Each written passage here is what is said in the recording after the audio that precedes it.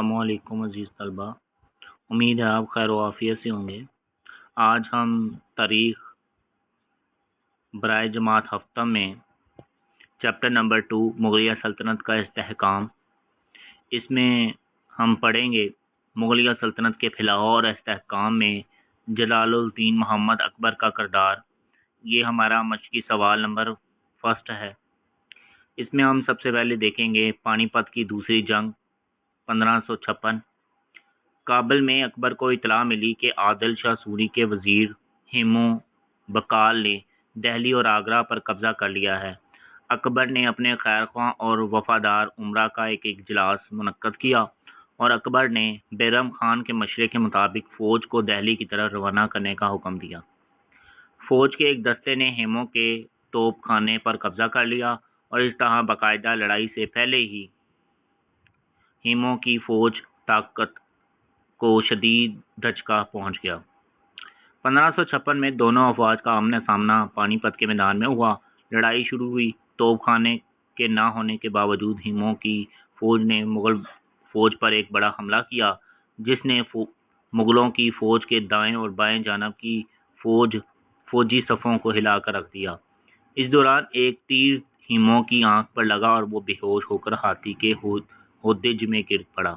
اس کے محاوج نے فوری طور پر ہاتھی کو میدان جنگ سے باہر لے جانے کی کوشش کی، مگر کامیاب نہ ہو سکا۔ آخرکار ہیمو گرفتار کر لیا گیا۔ اسے اکبر کے سامنے پیش کیا گیا۔ بیرم خان نے اسے قتل کر دیا۔ اس طرح مغلوں نے دہلی اور آگرہ پر قبضہ کر کے اپنا اقتدار بحال کر لیا۔ ہیمو کی شکست سے جہاں اس کے ذاتی مفاد ختم ہو گئے، وہاں افغانوں کی طاقت بھی کمزور ہو گئی۔ بعد ازاں بچے کچے افغانوں نے اطاعت قبول کر لیا۔ مرکز میں اپنی پوزیشن بہتر بنانے کے بعد اکبر کے جرنیلوں نے کھوئے ہوئے علاقوں کی بازیابی کے لیے کوششیں تیز کر دیں۔ اس سلسلے میں انہوں نے گوالیار اور جونپور کی فتح کیا۔ بیرم خان کی معزولی۔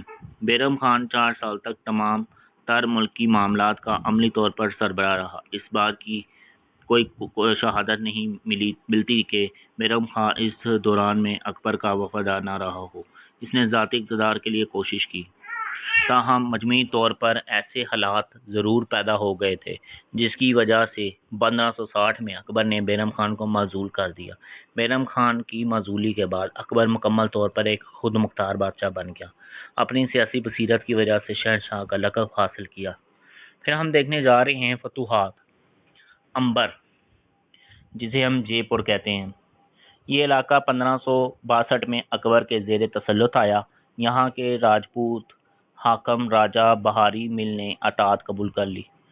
گوندوانا کی ریاست پر ایک راجپوت عورت رانی درگواتی کی حکومت تھی، جس کی بہادری و قابلیت ہر طرف مشہور تھی۔ یہاں حملہ کیا گیا تو اس خاتون نے بہادری سے مقابلہ کیا، مگر شکست ہونے پر روایت کے مطابق جل مری۔ یہ علاقہ 1564 میں فتح ہوا۔ جوتر، یہاں کا راجپوت راجہ تھا۔ ان تمام راجپوت راجوں کو نفرت کی نظر سے دیکھتا تھا جنہوں نے اکبر سے رشتہ داریاں قائم کی تھی، اس کی اطاعت قبول کر لی تھی۔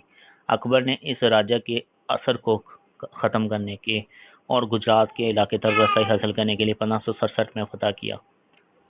بہار کے راجہ نے 1567 میں اکبر کی اطاعت قبول کر لی، تاہم اس کے بیٹے نے باپ کی وفات کے بعد علم بغاوت بلند کر دیا۔ اکبر نے یہ علاقہ 1572 میں فتح کیا۔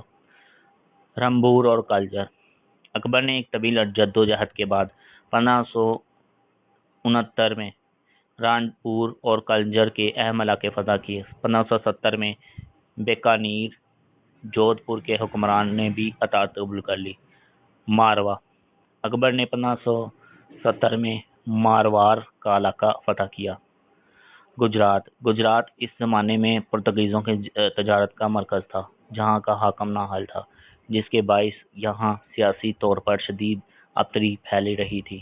اکبر نے یہاں کے راجہ کو اپنی اطاعت پر راضی کر لیا، مگر اس کے وفات پاتے ہی یہاں بغاوت شروع ہو گئے۔ بعد میں اکبر نے اس علاقے کو 1572 میں فتح کر لیا۔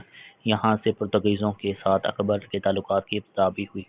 یہ تھا بیٹا آج کا ٹاپک مشقی سوال نمبر 1 جو کہ آپ نے پیج نمبر 27-28 پر ہے اور آپ نے اس ٹاپک کو اچھی طریقے سے یاد کرنا ہے. شکریہ.